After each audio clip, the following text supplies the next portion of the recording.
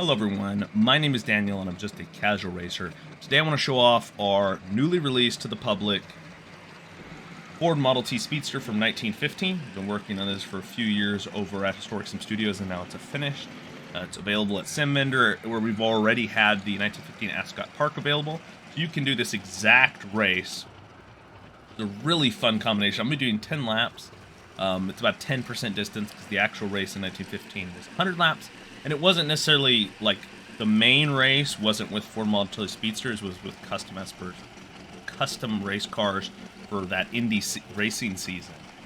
But regularly, local track racing would have been with modified Indy, Speedster types. They all would have been looked a little different, some more modified than others, but essentially back in this pre-World War I era, you only had one option for local grassroots racing, and that was modifying Ford Model Ts. Some might build something from scratch that meets the regulations, but generally that was the only affordable everyday man's car.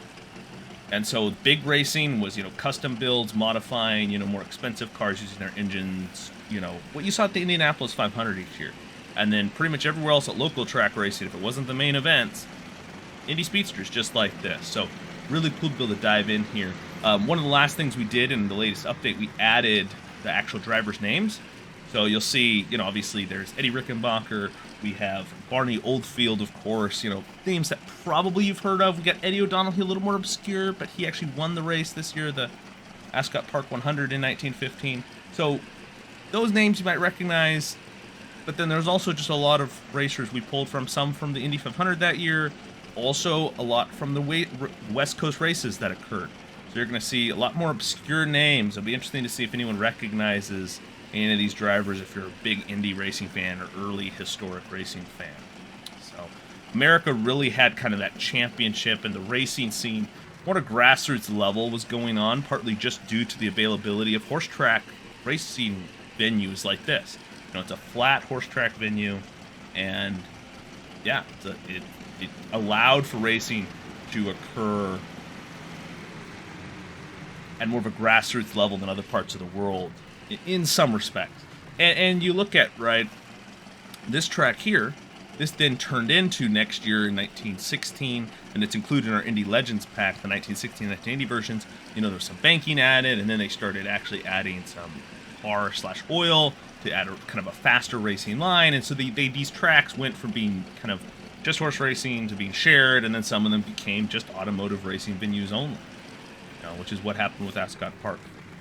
And Ascot Park was in the greater Los Angeles area, so it was kind of Los Angeles back in this time was much smaller than it is today, but it was one of the bigger racing areas, bigger cities, metropolitan areas on the West Coast at this time.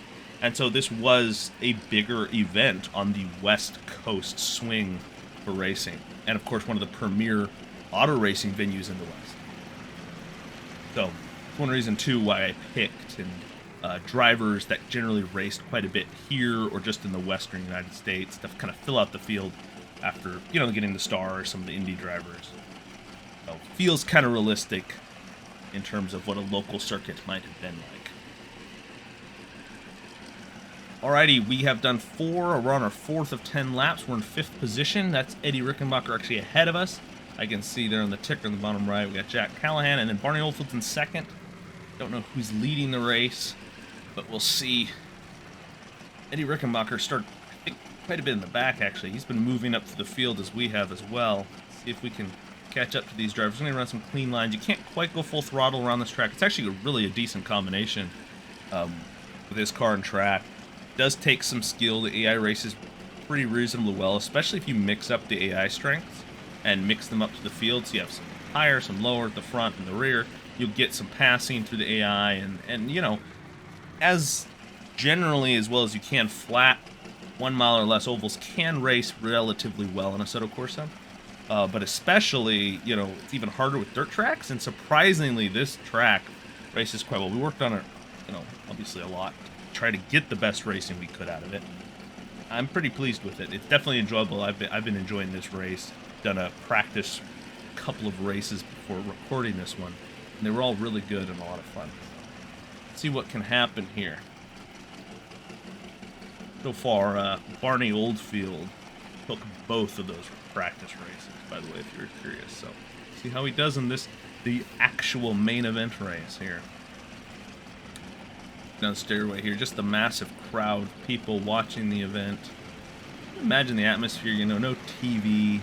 This is the only way you could watch it. So crowds back in this era, the spectacle of, you know, college football in the United States and other, you know, baseball for sure, sporting events, and then of course horse racing, and then auto racing is kind of emerging, another major spectator sport that could command massive ticket sales and gate receipts and all that, and you could make a big profit with the right promoter. And there was also, of course, a lot of scandal and people running off tickets, as was common in sporting at this time. The United States was still so big and you know, kind of struggled to even control itself fully. You could definitely disappear if you were a scoundrel, then reappear again to to commit your crimes, or how you be it.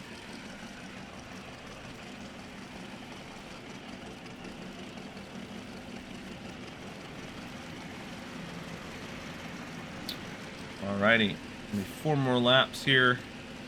Definitely not catching Eddie here, but I do think he's catching kind of the front runners. Looks like we have Barney Oldfield has moved into first now, so he's looking like probably win this one. But I see Frank Elliott's in second. Yeah, we'll see what we can do here. Run fast, clean lines. They get caught up and they start, you know, fighting with each other much, they will go a lot slower. And if you're running clean lines, we're running a little wide here. If you're running clean lines at this track and other people are fighting, there is a significant time difference generally. Because these cars, as well as with these cars, if you get these wheels tangled and caught up with each other, you can go for a nasty spin or even flip. So there's a risk.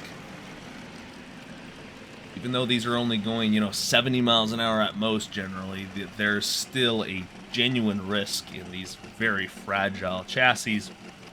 And it's enough speed with how light these cars are. Two, if the wheels kick on each other, they could kick you up in the air.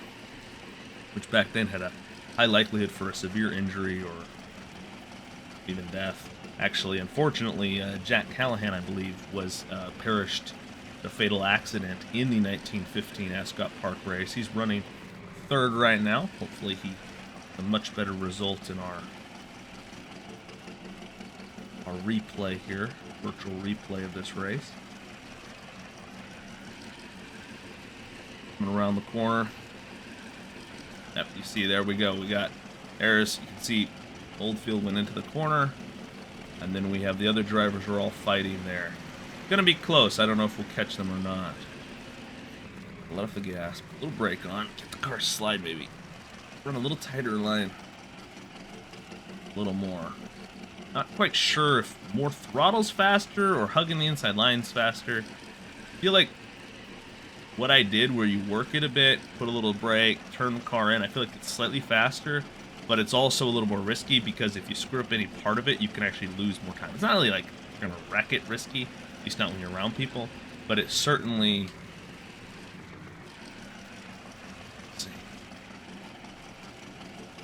see there, that's what I was trying to do. See, I wasn't too sure. I think I was actually slower, and then now you just exit out, throttle down, building speed, out to the outside line, and we've gained on the cars ahead of us. I don't think it's going to be enough. Unless they, well, Grimbacher moved to the inside. He's up to third. See, I screwed up there, I think.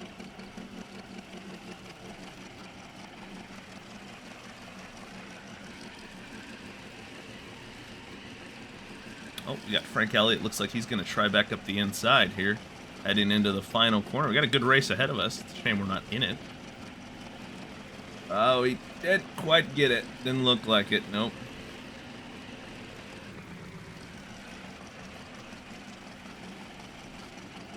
All right, we're going to come home fifth out of a 15-car field. Quite common, especially for like races like this. In real life, the 1915 race had only 8 entrants, so it was quite a small field. So, of course, I'd love to try to fit a few more pit boxes at this track. It'd be fun, but certainly having a smaller field was not unrealistic for the time. And that's the race. 5th position. Check this out. I think these race really, really well. It's a lot of fun. Like I said, what tip is definitely mix up the field and put a wide variety of, I think I had top, like Rickenbacker was a 98, and I think Oldfield was a 96. And then most of the rest of the field was between a 91 and an 84. So pretty spread out, and then mixed it up. So you kind of get those big names performing really well. And then the rest of the field is, they're going to have different speeds. So they're going to be, fighting and trying to pass each other, things like that. Aggression on 100% for everyone. So, yep. Hope you guys enjoy this. Check out the links down below. Most of all, though, I hope you all have a fantastic rest of your week.